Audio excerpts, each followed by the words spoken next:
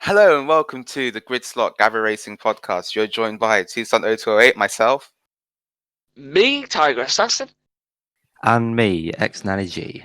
And thank you for tuning in to episode 4 of the podcast. We are going to kick things off straight away with the Renault Megane Trophy, which took place this week. Just to go over qualifying very quickly. So Javier Rands, I'm just going to say that. He's got my same first name, but we'll gloss over that. 1.3 seconds in the Megane Trophy. I think that was a very impressive performance by them, definitely. And he seems to have a good handle on that car. Wouldn't you agree, X-Natty? Yeah, he seemed to be very quick in the Megane. Well, obviously had a comfortable setup and is obviously comfortable with the car, and probably maybe had some good experiences at the track itself. So, yeah, getting pole by 1.3 seconds, and then later went on to win the race by about 38 seconds, I believe. So, good performance from him. Yeah, truly dominant there from the, I'm going to say, Spanish driver. As Rand Deluxe also got Rand Deluxe had an incredible start in that race. I think it did go down as a jump start and he had a drive through. That's why we had so many cars in on lap 1 of that race, I believe. But I believe it was a jump start, or was it just insane reactions, do you think, Tiger? Oh, I don't know. It's interesting. I don't know really, because it happened out. I know I've gone back to F1 here, but if you remember Valtteri Bottas at Austria, when people thought he jumped the start, but he'd actually got it by some tenths of a second, which is stupid. But seeing it here, it looked like he did get it. I don't know. It's interesting because, I'm not sure. It's close. It's close, but yeah. If the students have put it down as the jump start, then he'll just have to, he'll just have to deal with it and move on. But no, it would be very, very close, and it's difficult to tell, especially with the timings and the quickness of some of these drivers. Yeah, definitely. I think it was almost simultaneous of the lights going off and his car darting out from in between the traffic. Yeah. And going in between about 3 different lanes of cars. But we just spoke about how we had a lot of drivers coming into the pits at the end of the first lap, but we did have a collision between It's Julio and Aguilera there at the end of the first lap. It looked like It's Julio just kind of swiped right across the track there on I think it was a yellow Renault. The yellow Renault. That sounds a bit strange. Yeah, but... it was the yellow Renault, yeah. Different coloured cars, aren't they? Same car, different colours. Well, I mean, Renaults are meant to be yellow, so there you go. So, how did you see the incident from your perspective, X-Nancy? Yeah, it was a clear swipe across and into the other side pod, of the other Renault. So yeah, quite aggressive from, I believe was it Julio who went into the side of? Yeah, Julio was on the outside going into the final corner. Yeah, quite aggressive driving, but it's a new series and probably trying to do his best to see what he can do on his first race. But yeah, it was quite aggressive, quite an aggressive swipe across. Yeah, I think I would probably agree with that assessment. And I don't know if you have a different take on it, Tiger, but we'll come to you. No, I completely agree with what you said. It was you can just see it. You can just see the car just turning into that direction. I don't know whether it was out of anger, whether it was a frustration, whether it was accidental or not. I don't know, but it looked quite purposeful from what we could see, and so yeah, I completely agree with what you're saying. Fair enough. As Toby, One Kenobi, love that name by the way. Great name. The F1 commentator on the Super League. Actually, he's very good at what he does over there. But he took a note out of Daniel Ricciardo's book. It looks like, but he did go for a massive dive bomb there at the beginning of lap 2, I believe it was, and he dropped 2 positions from 3rd to 5th in the end there. So, I mean, I thought that it was a fair move. We just couldn't get the car stopped. I don't know about you two.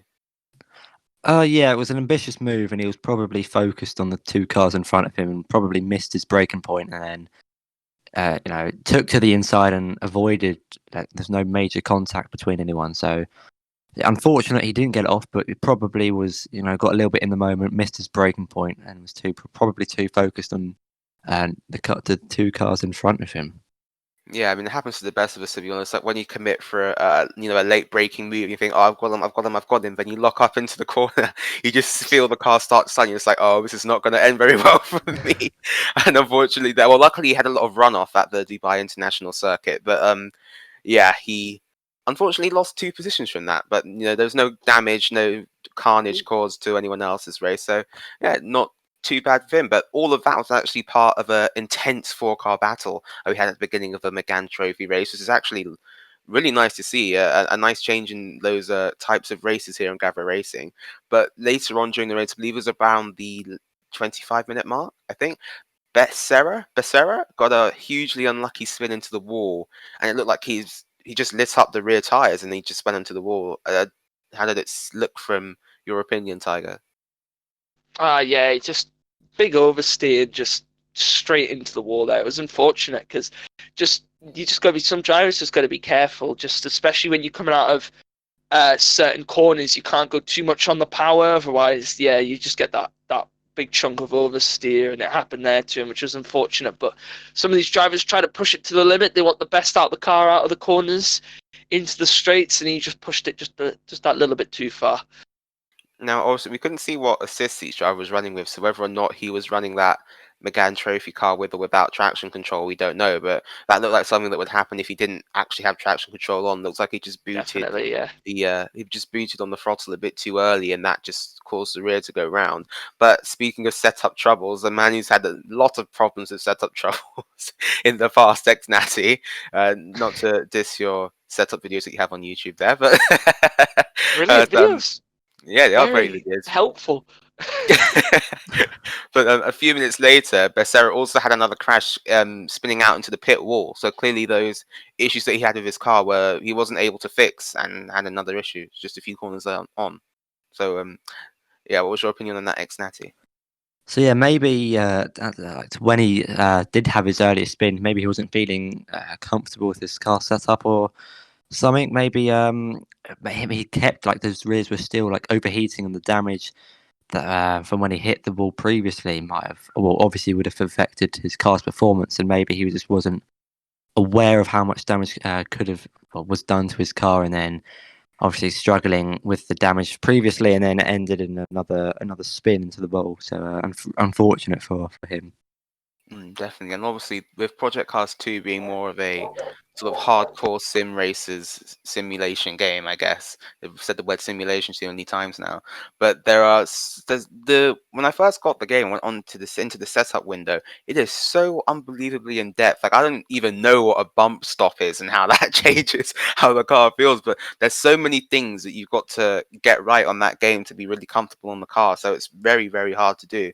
And yeah, I mean, massive respect for the guys who can actually get a setup done themselves and make it work for them on that game, because it is incredibly difficult. But as we get on into the later stages of the race, King Quinn and Cypher had an epic battle between those two. I think Quinn managed to pull off an outstanding move, a nice dive from at the hairpin. A lot of drivers going for those late braking maneuvers. Obviously, the Megane cars don't have any DRS or ERS or curves or anything like that to help them with their overtakes. So yeah, a lot of drivers having to go for that slipstream and a dive bomb. What was your opinion on it, Tiger?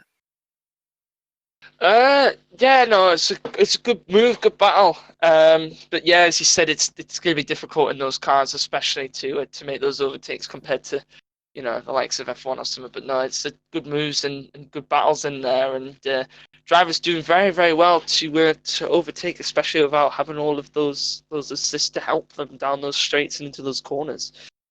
I mean, it looked like Cypher was actually struggling a little bit with those Megane cars, as he seemed to be, every time he was on the camera, it just looked like he was being overtaken. No offense to you, Cypher Knight there.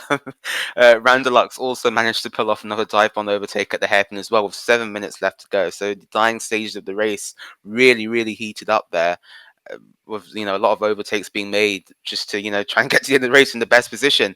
As there was also an incident with 6 minutes and 15 seconds to go, where Randalux and 2 other cars tried to go 3 wide through the banked hairpin. I'm not too sure what corner number it is, but they tried to go 3 wide there, and it looked like Randalux just turned in on GTS, I believe it was, in the white Renault on the bottom there, and he just had no idea that the Renault was there. As what was your view on it, Tiger, after watching the stream back? It was quite mad. It was one of them hitting to the back of the other, and then the one span round, and then there was another collision where they hit into the other. And the white Renault went into the wall, I believe, lost his front. Was it his front bumper? Yeah, I front believe, went bumper went flying off, flying and then off. Yeah. yeah, it got some air. That bumper did. It went flying high. But no, there was a collision, and then they spun out, and then they had a collision again shortly after, where the Renault went into the wall, and then the white Renault went into the wall, and then the other Renault managed to go around. But it was it was interesting, really. Quite a big crash, that one, and a big damage to some of the cars there. But no, it was. Is interesting moves from those drivers there. But it's racing, and sometimes collisions happen, and sometimes you can get involved in those incidents.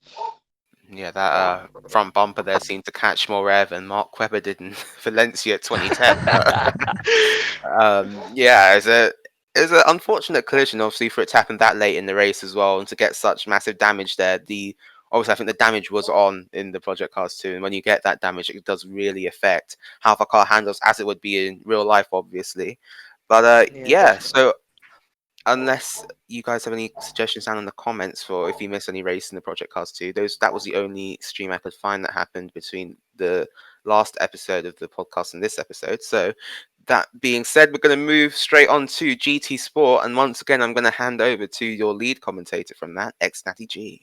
So it was round 4 of the GT Sport League at Belgium, and we saw lots of great overtaking. However, we're going to start with qualifying, where we saw Play Dutchy getting his first pole position after he replaced Woody in the BMW. However, it was not so much a good quali from a U-Tiger. Do you think you could explain to everyone what happened to your quali session? It was interesting because I've never had this problem before in all the years I've played Gran Turismo Sport, but it was just as I came out in quali, did my outlap, and the times actually come up on the side, and it'll tell you whether you've done a normal lap, whether you've improved your lap, whether you've done the fastest lap, or whether your lap was invalid, and it'll come up red. So went around the track. I got a penalty up Eau Rouge because Eau Rouge is quite difficult on the GE Sport game compared to the F1 game. Got a penalty up there. Came round to the final corner. Said I didn't put in a time, so I went round again, and same thing didn't happen. It just wasn't showing up that I was putting in any times, whether they were invalid or whether it just didn't say anything. So I did that about 3 other times. It wouldn't let me do it, so I had to unfortunately start from the back. So yeah, real unfortunate for that qualifying for you. But we saw a few drivers making their debut with Tobes having a good qualifying session, qualifying in 3rd, and we also had Oriel and Phoenix Gamer and Frozen keen to impress in their first race. However, there was unfortunately an incident between GJ and Phoenix Gamer where they were going side by side down the Kemmel Straight, I believe it was, and then GJ got his 2 wheels onto the grass, causing the rear to spin. So that was unfortunate for him. I believe he picked up some rear damage from that after colliding with the barrier. So it was a comeback drive from him. Although towards the front of the race, we saw Toussaint battling it out for the final podium position with Tobster. And what was it like battling with Tobster up for the final podium position? Yeah, it was actually really fun. I mean, we've had some run-ins in the past. Obviously, he did do he's in the Premier Series for a while on F1, but we'll come to that in a little bit.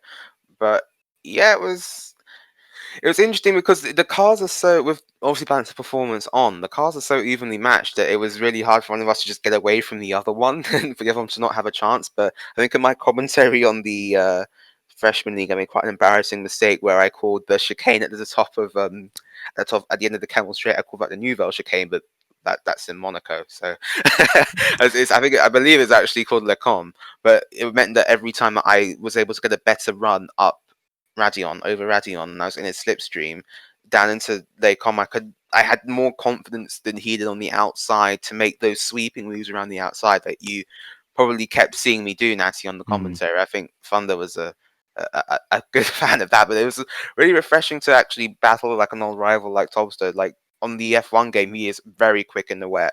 Tobster's very quick in the wet on the F1 game, and he was very quick in Gran Turismo Sport as well. So it was very nice to battle with him. Yeah. And after making a comeback drive from starting last, we saw Tiger making a beautiful move on both Joe Black and through Pouon, and going side by side up Rouge and Radion with Duke. Would you like to explain how you made those two moves? Well, the first move on Joe Black, I'd got quite a good start actually, out of the rolling start, and I'd got myself up one position, and I was stuck behind.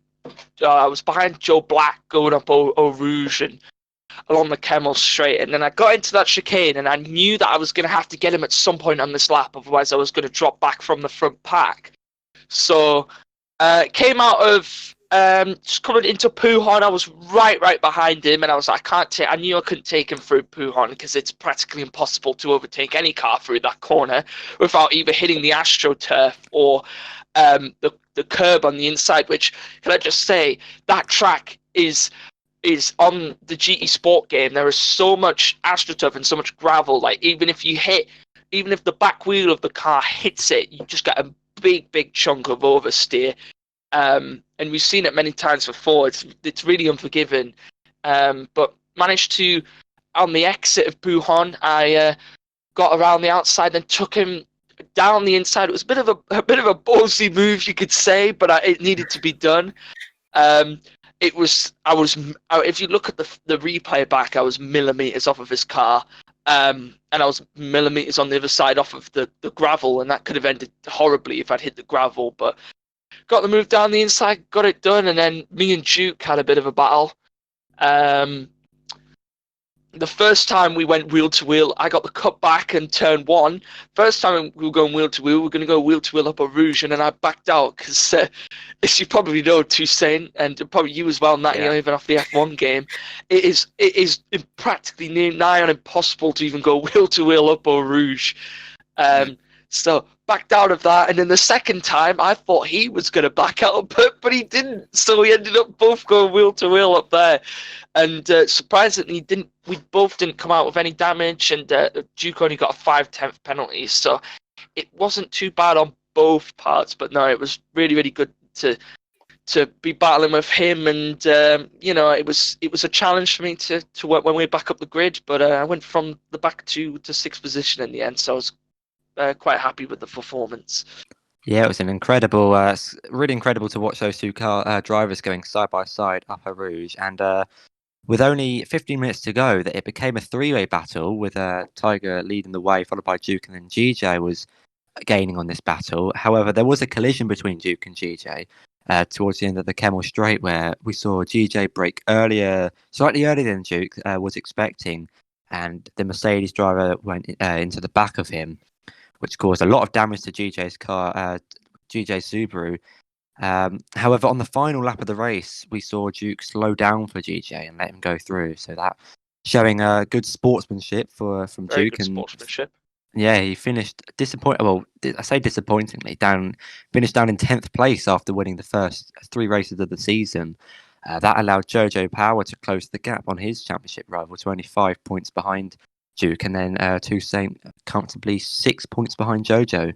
I believe they're on 95, 90, and 84 points, I believe, in the top three. And I'm now going to hand back over for the F1 stuff.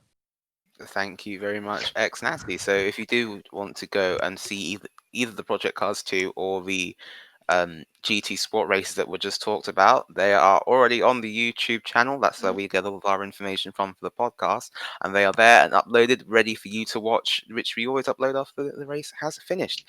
Either way, we are going to now move on to F1, where we had 4 races this week, 3 of them title deciders. We'll get on to the champions in a minute, but first off, we're going to start with the Academy, which took place this Wednesday.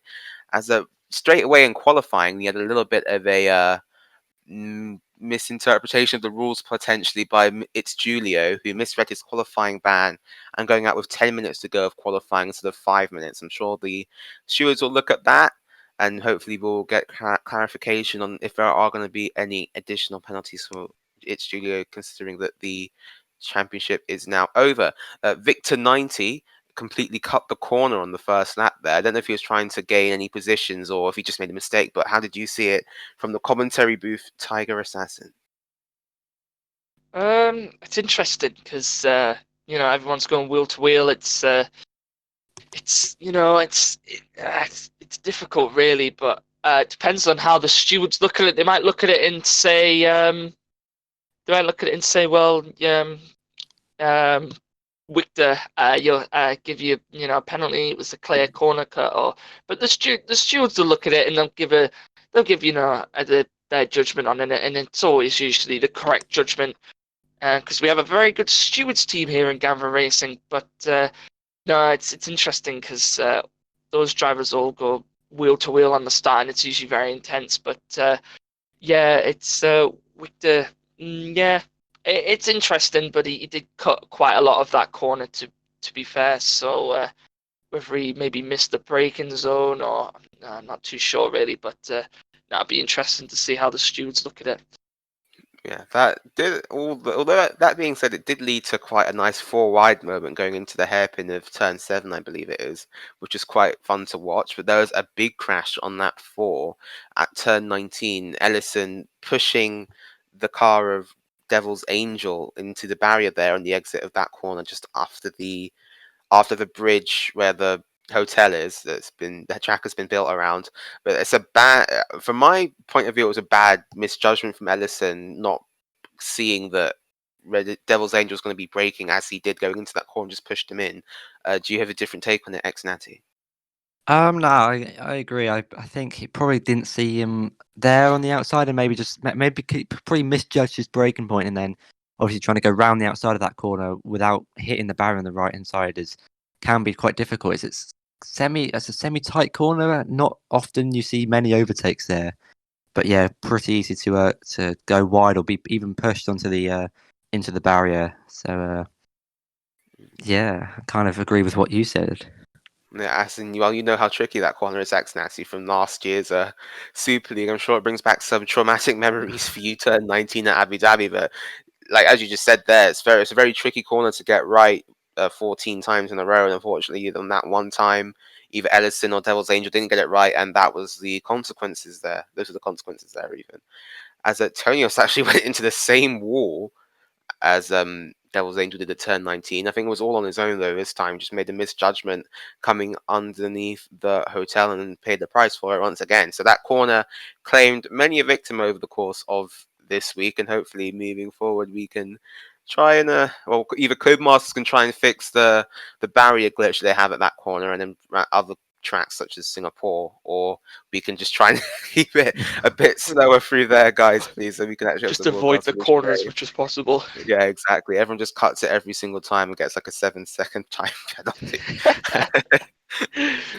As Pope, and what we did have later on in the races, which I thoroughly enjoyed, was we had wheel to wheel, no holes barred, like all out battle between Pope and Mahrez for more or less the entirety of the race. Like even though Pope needed to win with Mahrez down in about 6th or 7th position, both drivers still gave it their all, and Pope did come out on top in terms of the race win. We'll get onto the championship in a moment, but Pope did come out on top there. So a little maybe moment of on penalties, I believe it was. I think Mahrez Mahrez took track position, but then Pope, sticking right behind him, got him on penalties and got the final win of the season.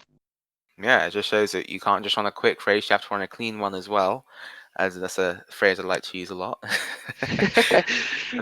I honestly thought that Pope had got him though, and I think it was about lap 10 or 11 where they first went wheel to wheel into turns 11, 12, and 13. I believe he did, but then I believe Mahrez got him back. It was constant change in between those two. Those two are, even though Mahrez won the championship, is what we're going to get onto, but even though Mahrez did that, those two drivers very, very, very balanced between them both, and put on a great show, both in academy and freshmen as well, as they've shown many times. Definitely, those two have been very impressive in the freshman league also. But the second run in between those two, on I think it was the last lap actually, Pope went a little bit wide, and then Mahrez was able to get the position back.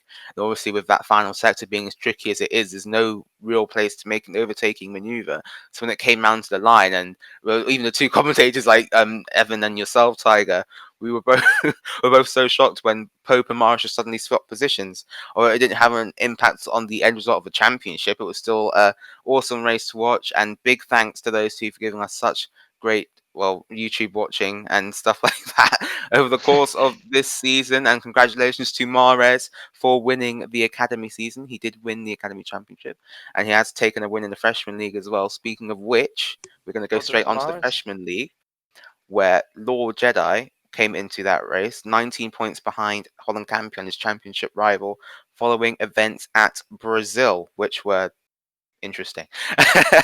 As yeah, it was a bit emotional up in the commentary box as well. You know, myself and Tiger just like we're seeing this great freshman league, this great racing that these drivers have given us over the past 8 weeks come That, to an end, that was, unfortunately. I mean, yeah, we've had so many great races, but that one's going to go down as one of the, maybe not the greatest, but probably the most shocking out of the whole of the races. Um, 100%. me, me and you being absolutely speechless. We just couldn't comprehend what happened. But I'll let you explain what exactly happened because we just couldn't comprehend. I can't. I'm speechless Yeah, now. Still, exactly. like it's. If you go back and watch the stream, you can see me and Tiger are silent for it's only like 2 minutes after the fact of what happened. But just to give you just a very brief qualifying rundown, Holland Campion did manage to overcome his qualifying problems from earlier on in the season, and he did grab the pole. By about 2 thousandths of a second, I believe it was, from Joe XX, who qualified in second. So he finally got a chance to qualify, and he put it on the That was front row. close as So well. If I yeah, that just was very like to quickly close. point out there was a few hundredths of a second in that, so that was close between them two. Yeah, definitely. As Lord Jedi did actually manage to get off to an incredible start. You got past both Mercedes up into third position by turn 2, I believe it was, and he was going to look like he was going to be able to challenge Lord Jedi, not Lord Jedi, Lord Jedi challenging Lord Jedi. Yeah, he was to challenge Holland Campion for the race win, and potentially if events had occurred differently, possibly the championship as well. But from watching the stream back, how did you see Lord Jedi start from your perspective, Natty? Well, I didn't really see him too much on track because I started on the mediums quite. I think I was starting in ninth, but after watching it back on stream, yeah, he got off to a good start. I noticed overtaking the Mercedes, and I think he was behind Antelopen before the safety car. Yeah, he was still behind him when the safety car came out. Yeah, and then we saw those two collide under the safety car. Not too sure what happened there. Maybe it was I don't know if it was Antelope warming up his tyres, and then Lord Well, Jedi just misjudged him, and Well, I mean, we all spoke to Antelope and post race, so we do run. We have our own little like informal 5 lap race things that we like to do. But he was there in the party with us, and he explained that he was warming up his tires, and Lord Jedi pulled up alongside him. And as he was, weaving to warm up the tires, as all drivers, we all do it under the safety car to keep the tire temps up. Lord Jedi pulled alongside him as Antelope was turning right, and so he crashed into him and got front wing damage, but. Nevertheless, what happened afterwards was not Lord Jedi's finest moment. I think we can all No, agree. it's non-speakable if I'm honest with you. Yeah, I think that we're getting on to the reason now why, for the first time this season, myself and Tiger have both been speechless. As coming down the back straight in towards turn 8, 9, and 10 chicane. Lord Jedi's racing point, whether he had, brake fade or brain fade, whatever one it was, he drove off the track straight across the curb, missed Antelopen's car, and just went straight into the wall. Straight into the wall. Somehow didn't retire. Exactly. How that? If you watch the stream back, you'll hear me say, "Oh, he's out." But he wasn't out, and I saw his car reversing up the barrage. I was like, "How has that not caused terminal damage?" So he got very lucky there. But then what happened afterwards was, in my opinion, this is an opinion. This does not reflect the views of the community massively. It's just me. But what happened after that was wholly unacceptable. He every Agreed, yeah. time I was commentating, I saw flashing up on the stream, he's got another 10-second penalty for cutting corners or going off track, or what his intentions were are unclear. Whether he was trying to ruin someone else's race or something like that, we don't know. So I'm not going to make any allegations with that. But all I can say is that kind of driving is completely unacceptable, and I'm sure that the stewards and admin team, who I trust in a lot, will definitely have a look at that and administer a penalty that is fair. What I don't understand is why he got like that in the first place, because he'd collided with Antelope under the safety car. And I just had to say that the safety cars at the moment, noticing a lot of people colliding under the safety car. So if any of you drivers are listening, just try and at least keep your distance within the safety car. Don't run too slow. Don't run too fast. X90G blitzing everyone on the formation map. But don't under the safety car. Don't go too slow. Don't go too fast. Just keep your distance, and that's simple as stay in your position. And if you overtake someone under the safety car, give that position back, because that's the rules. And rules are rules, but just keep it clean under the safety car, really. But what Lord Jedi did was just unacceptable. Yeah, I think also it's like if you are leading the race, I know there's a temptation to go as slowly as possible to catch the other drivers off guard. But I think that if we all just try and go a little bit faster on the safety car, especially if you're leading the pack, try and go a little bit faster under the safety car. Because I've been in the midfield, quite a few times when I've been on a comeback drive or something like that, and it's Hussein very in the midfield sounds completely unheard of. but yeah, it's very annoying when the car in front is going so slowly, and because of that, there's cars like 3 wide going into a corner where you'd only ever be single file, and it just creates a bit of a mess behind. So I think if we all Carnage. yeah, it's not one driver's fault or anything like that. It's just how the game is Yeah. sometimes, and how the game tells us to drive sometimes.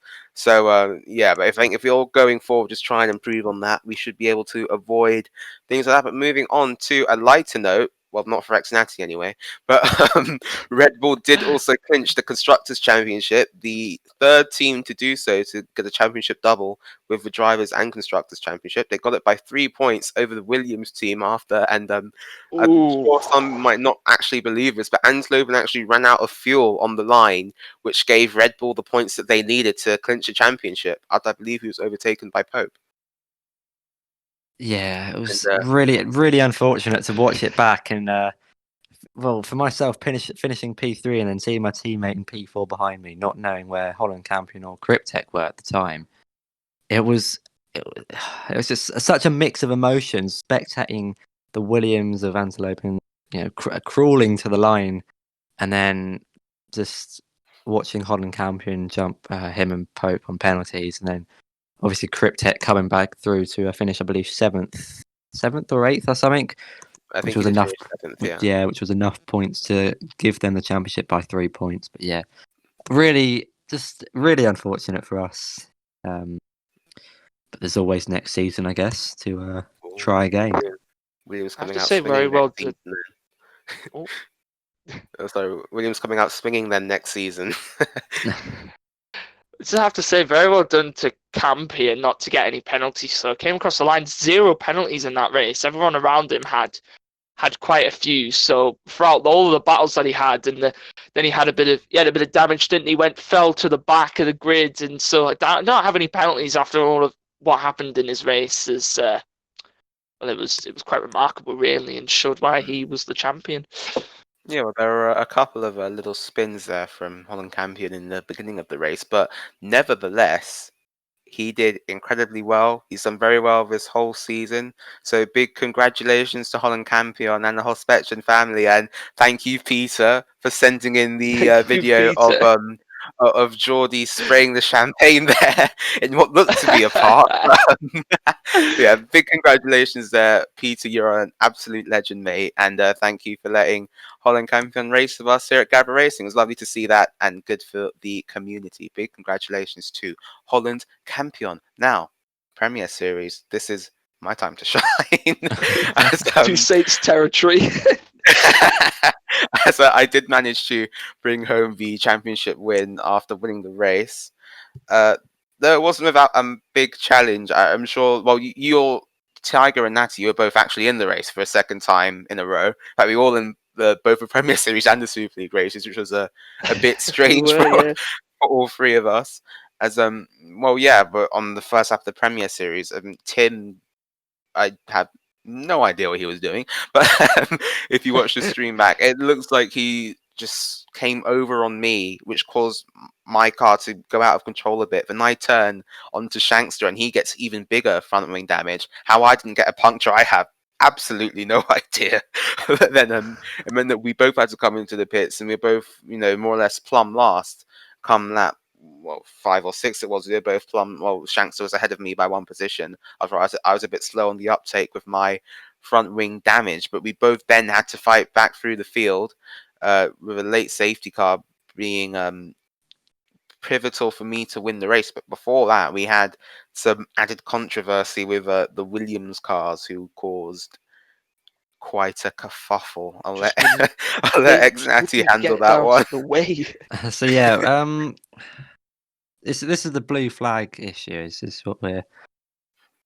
So Yeah, and the point where Willie Sanker had an incident with Dirty Larry, which caused you to lose your front wing. I think it was you and Shankster to lose your front wings. yeah, I didn't see the full incident because I came around the final corner and just saw an Alfa Romeo sideways. But with that incident, I believe Willie Sanker and Dirty Larry were going side by side through the final corner, and Dirty Larry clipped the rear of Willie Sanker's Williams, causing both myself and Shankster to hit the Alfa Romeo of Dirty Larry, both knocking off. I don't know if Shankster got front wing damage, but I definitely got Yeah, most of Shankster my did front get wing front taken damage. off. Yeah, And sorry, then Shankster did get front wing damage. yeah, and then towards the end of the race, we saw a very late safety car, with the Williams right in the middle of it, and obviously he would have had blue flags on everyone else around. And I think blue flag issue, it's not really an issue, but when you are a lap down to the other drivers, it's just easier to let them go off the track and let everyone go through, and then rejoin safely rather than holding everyone up and then causing it's better to be safe than sorry, because there was a few incidents with the blue flags. I Put it in a noticed. simpler, to put it in a simpler term, if there's a blue flag, get out the way. That goes out to all drivers. If there's a blue flag and there's a faster car behind you, just get out the way, move over to the side, let them pass, and then rejoin. It's as simple as, and and it's driver courtesy, really. I think also if you try not to let people buy into braking zones or the apex of the corner, Yeah. like if you are going to get out of the way, please Wait for a just pull safe over to place. just pull over to off the racing line down the straight. So it just makes it a peace of mind for the people who are trying to get past you. But there was a late safety car, as Natty just mentioned, after a crash between Goagola and Sabo the Mister. Goagola was disqualified from the race for the incident. I don't know about you, Natty, but for me, that kind of driving was just a bit iffy. Because he just comes over on Sabo like too much. Maybe just towards the end of the race, he's trying to defend for the win, and he just doesn't realize that Sabo's there or something like that. But big damage caused to the Haas driver, caused him to retire. He did still manage to finish third in the championship standings, which was his goal. But yeah. I don't know about you, Xanti, but that was how I saw it. Yeah, I've watched it back, and it looks like I believe Gogola was probably trying to defend to the inside as much as he could to defend his position. However, probably I don't know if he didn't see Sabo there, but he was alongside, and then Gogola probably trying. I wouldn't imagine Gogola was trying to or intending on causing a collision, but probably trying to defend to the inside, and then spinning, crashing with the Haas, and then later getting disqualified from the race. Yeah, I think that's definitely a fair assessment. Definitely wasn't intentional, but there was just a bit, maybe a bit of a brain fade there from my teammate. As despite that, the safety car came out on lap 26. We had lap 27s and 28 of clean racing, more or less. Backcountry Mush managed to bring home his first podium of the year, so congratulations to him. He'll be in the Golden Crown Series also, and for our team. But I managed to bring home a championship, so I was very happy with that. Obviously, I did kind of damage Tiger and Natty's eardrums after the race. I think when I joined the party, and yeah, unfortunately, no videos of me spraying any champagne like Geordie, but yeah, thoroughly enjoyed my championship and the championship win. So big thanks to Gavra and to Shankster for giving me such a good fight this year, and see you next year, hopefully for the Super League. And speaking of the Super League, it's time for that story. So, Play Dutchy rounded off a championship winning season with a win in Abu Dhabi. I finished second in that race, just like to point out to everyone. Yeah, it's a very strategic race, actually. There's no kind of early safety car or, comeback drive for me to do or anyone else to do. So it was purely down to whose strategy was the best. There was a safety car mid race. I believe one of the McLarens retired or something like that. I'm not too believe sure about so, what yeah. happened there. Yeah, and so Dutchy pitted for the medium tyres, and I pitted for the hards to go to the end of the race. Dutchy was able to pull out a massive gap on the mediums, though, which meant that when he went to the softs for the final stint, he was able to just cut through the field like a hot knife through butter. I had a big battle with Don Regib and Pierre and Attengren. One move, like I was side by side with Don Regib, and then out of absolutely nowhere, Pierre just dives down the inside, and then I get sandwiched between two cars and I have to back out. That was going to be a collision. I mean, we were also in a party with a Guillotine, I believe it was, the top bloke Guillotine, good guy. He unfortunately retired from the race. Was trying to get his first points of the season. One of only two drivers to finish without points this season. So I'm sure in future he'll be able to work on that and build upon his experience that he's had this season and go out and do better in the next one. Tiger, you finish in the points in the harder league, which was you finished in Yeah, 8th place in the harder league. I had a bit of damage in the Premier Series, but that was what the downfall was really in the Premier. But somehow I managed to finish in the points in 8th place in the harder league and be out the points in the Premier Series. So I don't not much logic in there, but no, I actually had a decent race. Had a decent race there, so I was happy with that 8th place in the harder league. So be interesting. Interesting And to see whether I Natty, want to where? drive next season or not. Oh, Tiger in the Super League. You heard it here first, ladies and Not in gentlemen. the Super League, no, but jeez, no. Gavra, Gavra Racing silly season has started off already. As Natty, I'm not sure where you finished in that race. I think it was one position above wherever Tiger finished, Oh, sixth or okay. seventh or something. Oh, Seventh you would have get been in, one I up, think. Tiger. Get Yeah. one up, like quite literally. Yeah, I think we've all had a lot of fun this season in the F1 stuff. We've still got a classic league, which Natty is organising. Thank you very much, mate. As we've also got the Golden Crown Series, which starts this Thursday coming at time of recording. So if you want to go and see, the top guys from each league battle it out to see who is the best league, go watch that on Thursday. It will be streamed on Twitch and then will be put on the YouTube channel later on. And coming back to the Super League very quickly, massive drama at the end there with Atom actually spinning off into the wall and retiring from the race after a very solid drive from him. So it's very unfortunate for him. He said that he felt there was grip in the car, and then he went full throttle and he just pitched it into the wall. And also, I don't think we mentioned this before when we were talking about the freshman league, but Pepelec did actually manage to win the race. So we Oh can't yes, have he a did, podcast. didn't he?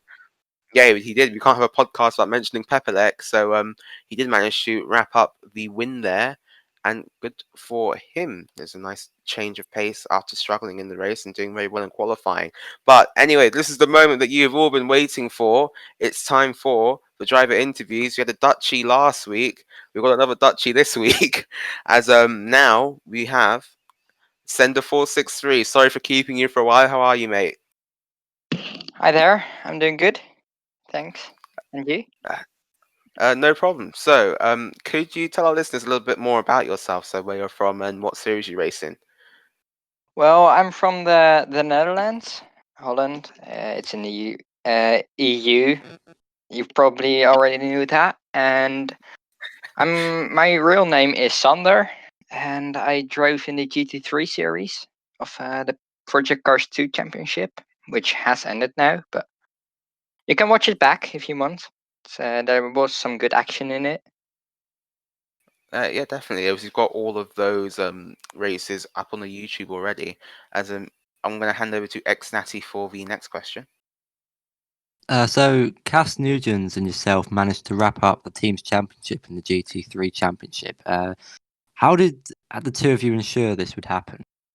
Well, we didn't really have any strategy. We just went into it, and like last season, we won again.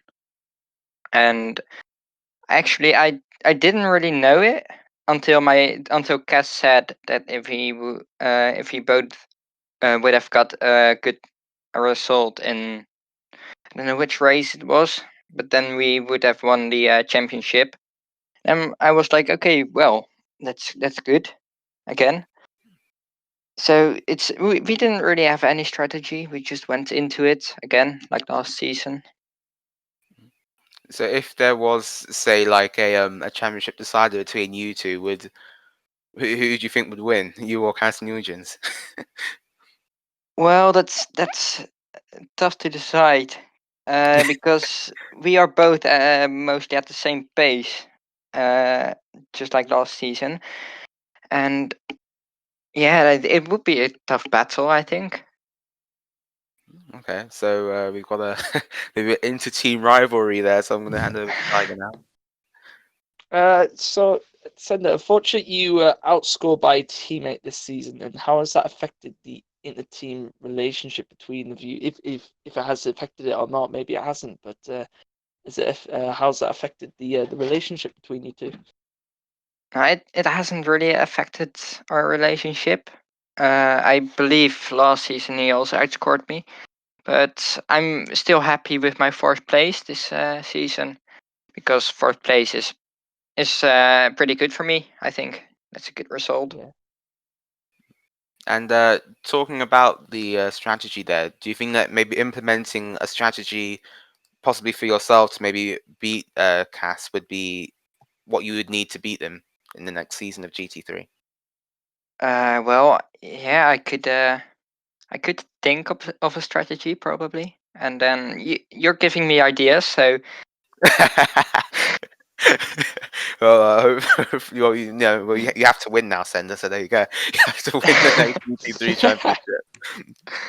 yeah, As, I'm hoping to get onto the podium next season in the championship. Mm. I think it will be good. Xnatty, do you want to go for the next one? So after winning round one of the season, did you expect to run a closer championship campaign to Davalan? Well, I didn't really think Delavan would be that big of a deal because I didn't really know the guy. I was more afraid of Hondax because he was dominating the last season, and I thought it would be more of a battle between him and me, but turned out I was faster because I ended in fourth place and he didn't. I don't know which place he did end, but I reckon he was good. But yeah, Yeah, I didn't really expect any rivalry, to be honest. Just I just went in to it and just yeah. saw what came. Just looking at the results now, Hondax did finish down in fifth, so bit of an underwhelming season there compared to what he had before. But I think after leg two, where we had Watkins Glen, Imola, Algarve, and the Red Bull Ring, I think Johnny was probably looking, odds on to go very strongly in the end of the race there, in the end of the season as well. Well, he scored 3 wins out of 4 races, only being interrupted by Delavan. So at that point of the season, did you expect Johnny to maybe go all the way? Yeah, Johnny was most definitely the fastest guy. He just had dominating pace in the last legs, and we had a pretty good battle at what was it at Imola as well. That was we went on to battle for half an hour, yeah, half of the race. But yeah, Johnny was just there. He was in some races he was almost a second faster than second place. Definitely. As well as racing in Gavra Racing, the GT3 Project Cars 2 Championship, in case our listeners were a bit confused as to which championship we're talking about. This is a Project Cars 2 conversation at the moment, but as well as racing in that, you've been commentating and organising the Project Cars 2 Academy for the latest season, and how are you finding that side of things here at Gavra? Well, I came to the idea of organizing it when I saw many new guys join, and I was in the stewards chat, and I asked like where is the academy, and then they said yeah, no one really wants to organize it, and then I was like okay, yeah, I'd be down to organize it, and David also wanted to help me, and that way we both made the championship, and it's going really good now. There's some really good drivers in there, and if there's next season, if there's also a lot of new people, I will ask if I can organize another one.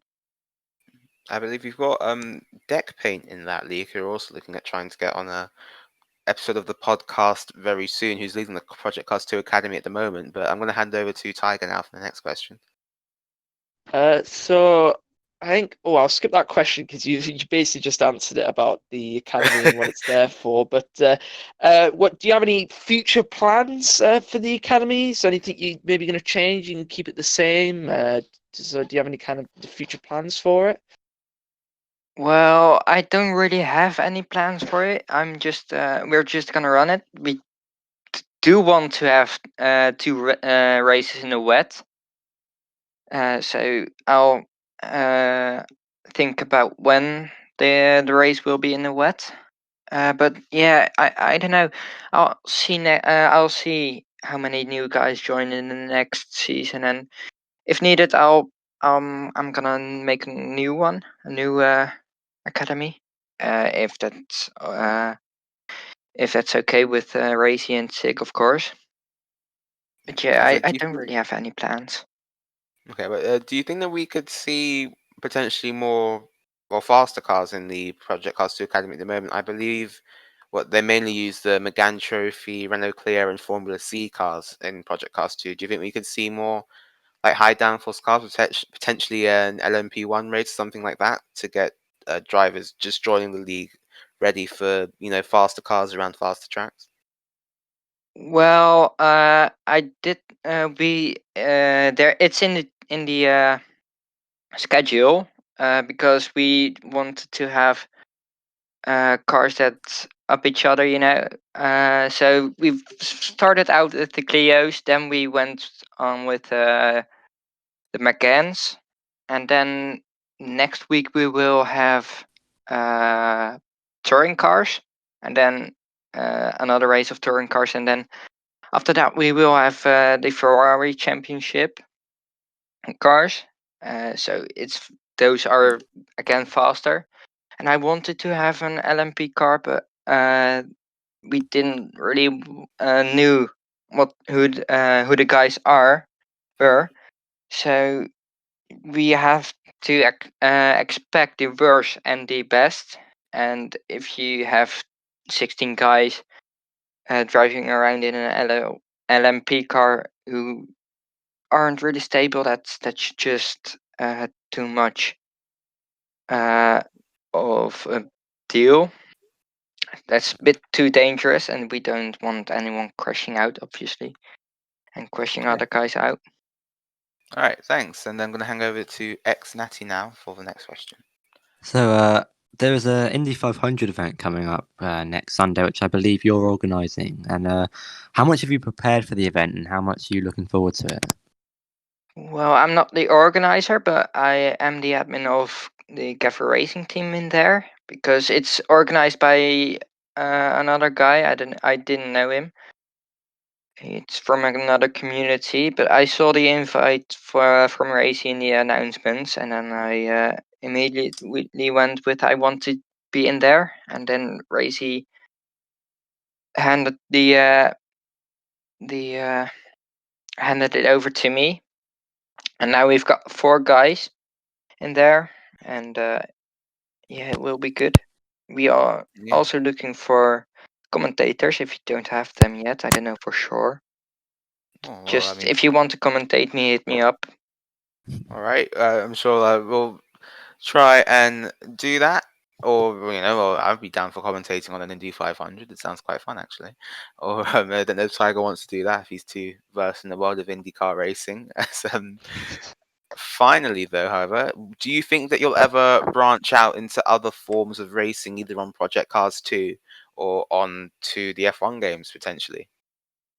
Yeah, I was looking to buy the F1 2020 game because Sanford was in it, but I'm not really sure whether I'll buy it. Because there are 2 other games coming out next month, which I also want. That is Assetto Corsa and another game, a shooter game. But I think there will be an Assetto Corsa Competizione Championship when it comes out on PS4, and I'm looking forward to being that. So that's gonna be my future, I think. And of Yeah, course, I'm gonna still do the Project Cars. yeah, definitely. So Sender does have some future plans there. And thank you very much for coming on the podcast after giving us that useful feedback last week. We thank you very much and we hope to get you on for another episode soon. Yeah, no worries. I'm glad to be here. All right, Otherwise, I've thank got you. nothing to do. Thank you guys for doing this. No problem whatsoever, No mate. problem. And we will keep doing it. Well, as long as we can. Right. See ya. And thank you very much to Sender there, also known as Kevin SL. I'm not sure how he came up with that name, but there you go.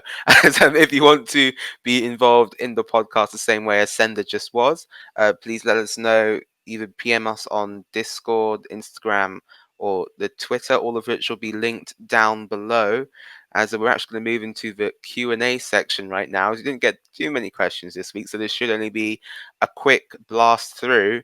But anyway, I'm going to go to the first one, which is from AB Techers. So nice to see you participating in this, mate. Who is better at FIFA out of Nat, Tiger, and Toussaint? So I think I'm probably the worst. Well, Natty's the worst teammate. I'm not. I wouldn't say the worst.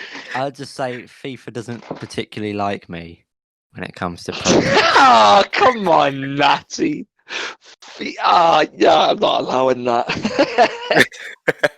Well, I've also learned that from like these GTA things that we keep doing, like the hunting pack or whatever, when Natty kept spitting me out in the goddamn taco truck. Or it's Natty in FIFA where he'll make a pass and he'll make a cross or something, and he knows crosses doesn't work, but he makes the cross anyway. As Holland Campion 2 has asked, who have you seen improve the most in the freshman league? Hard question that. I'm Natty's not. trying I'm to not too say sure because himself. I think everyone's been pretty consistent throughout the year, so it's hard to throughout the season. So it's not been a whole year. I don't know. It's obviously there's been the standouts of like high quality and good race results, but I'm not sure I could pick one. Yeah, I think most improved drivers is a tricky one because obviously we've seen Holland Campion come through the academy before into the freshman, but he was always quite good. So in terms of most improved, I'm not sure. I think Taiki has something to say. Well, I don't know. It is difficult. I mean, everyone's been most consistent, but I'd say I know he's my mate, but I'd say Joe. I mean, if you look at the start that he had, it was what DNF, didn't finish in the points, DNF, then finally got those points in Belgium, but and then he got Did he not got DNF in Abu Dhabi? yes, he did DNF, yeah, but then he would get points. He almost got a podium, didn't he, at one point? Yeah, I could So. I could get behind that. But I'm just saying, like, because I've seen the progression that he's made, and he hadn't really done much in terms of like actual proper league racing like we have here on Gavra Racing before. But he'd been playing F1 for a number of years, but he never properly got into like the league racing. So coming in, and he had to deal with the different assists and everything that he had. So to me, I've seen that progression happen. So that would be for me to see the most improved driver. But throughout the whole of the freshmen, everyone has been very, very consistent and very, very good. So it is definitely a difficult one to decide on. I actually think I'm gonna go for Pepperleck. Actually, I feel like he overcame True, yes.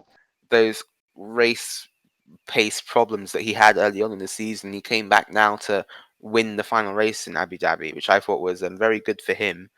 As yeah, I don't know, but you, ex Natty, if you're gonna jump on board the Mercedes train that me and Tiger seem to think at the moment. Well, yeah, I agree with what both you said. Joe having a bit of a bad start to the season, then improving, getting some points at Belgium, like you say, and also Pepelec with how many win. poles? Like 4 or 5 poles? Yes, I believe it was 4 poles. Yeah, 4 and poles, then all in a getting row. his win at the end. So Yeah.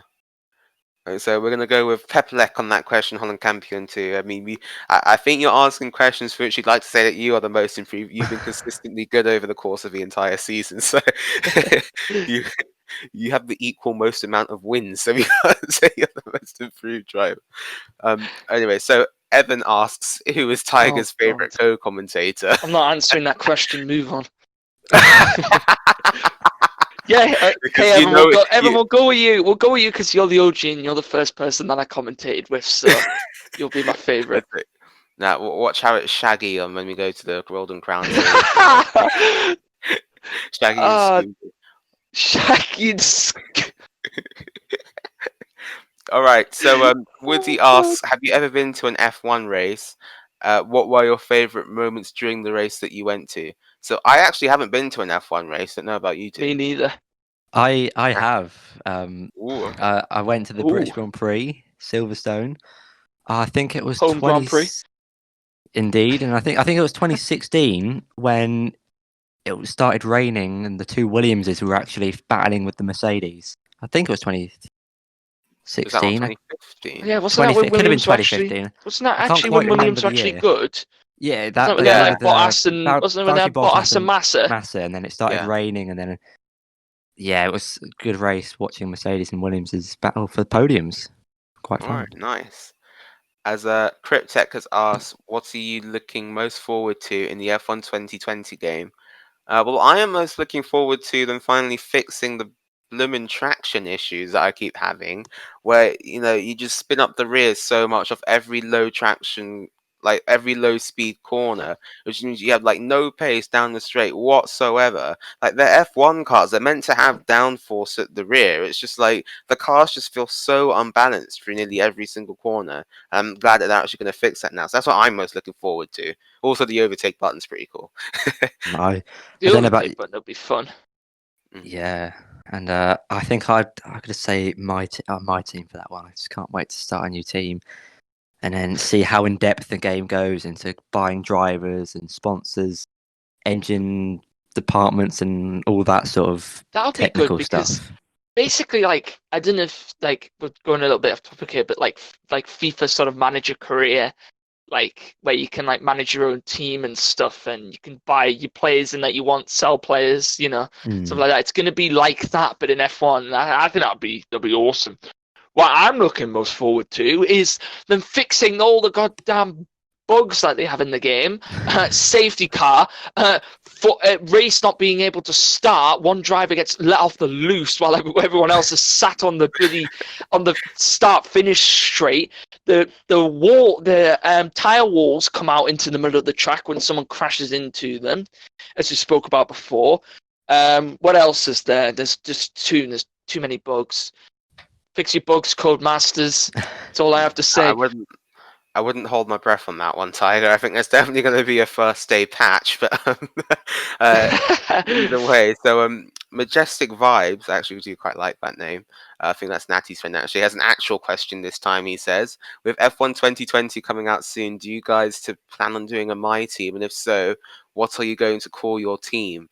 I'll let Natty go first, as he was most looking forward to. I know exactly what Natty's going to say. I know what you're going to say, Natty. I know what you're going to say. Go on, say it. Ribena Racing. Yes, I knew it. We're going to have Ribena Racing and then battling with Red Bull, hopefully, and seeing which is the better team and drink.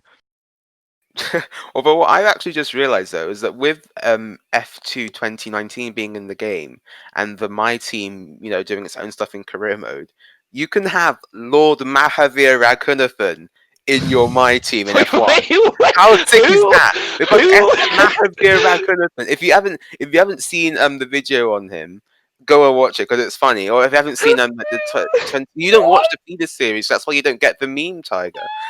But me and Naki do. You can have Mahavir Raghunathan in your How My about, Team, yeah, and I am doing he's that. my first I have no pick. idea what I'm gonna He's my call it. first.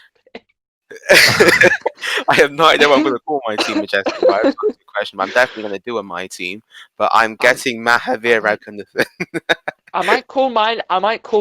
The Creed. I've just thought of that just The now because Creed. my name's called the Tiger Assassin. It's like Assassin's Creed. The Creed. Yeah. No. No. Okay. No. Okay. Guess not then. All right. We'll move on. I came up with that on the spot. All right. Alright. Thank you to everyone who sent in your questions. We do try to have a bit of fun with this podcast and the Q&A. So if you do have any questions or suggestions for how we can improve on the podcast, please leave them in the comment section down below, or there will be links to the Discord, Instagram, and Twitter. Also, please do like and subscribe to the Gavra Racing YouTube channel. I'm not sure if I said that already, and I'm just repeating myself, but there you go. Subscribe. We're getting so close to 1,000. Exactly, 859 now. Come on, we can keep going. We've Come still got on, over half of guys. the year left. Oh, another thing as well. I had a little look at the subscribers today. 31.8% of you who are watching these videos are not subscribed. So what are you doing? When you're watching that video and you sat there with your, with your tea on your plate, and you sat numbing on your din-dins while you're watching your Gavra Racing races, take a moment to just go and hit that red subscribe button. Because we need those subs. We want to get to that 1,000 before the end of the year, so make sure you do so. Yeah, and also for those of you who are going to miss the F1 action over the summer break, I guess we have here at Gavra, there will be the Golden Crown Series, which starts on Thursday. 5 drivers from the Premier, Super League, Freshman, and Academy Series will be battling out to see which championship is the best. Hopefully, it won't be the Super League. That's a boring answer. But Tiger and Shaggy will be commentating on that one for you. It starts on Thursday. It will be broadcast on Twitch and then be put on the YouTube channel. Remember, please subscribe to the YouTube channel. Comments and suggestions down below or in the Discord, Twitter, or Instagram. Thank you, everyone, for listening. This has been episode 4 of The Grid Slot, and we'll see you next week.